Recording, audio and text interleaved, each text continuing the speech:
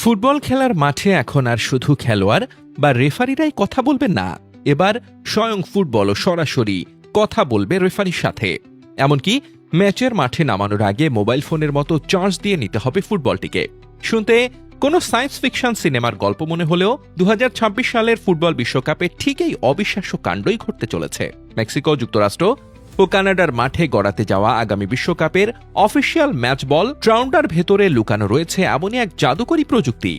Cricket বা ফুটবলের সাধারণ বলের দিন যে শেষ তার জানান দিতেই আসছে এই স্মার্ট বল। আপাত দৃষ্টিতে বাইরে থেকে দেখতে অন্য সব সাধারণ ফুটবলের মতো হলেও এই ট্রায়ান্ডো বলের ঠিক মাঝখানে বসানো হয়েছে মাত্র 14 গ্রাম ওজনের একটি অত্যন্ত শক্তিশালী 500 হার্টজ মোশন সেন্সর চিপ। এই ছোট্ট চিপটি হলো বলের মস্তিষ্ক।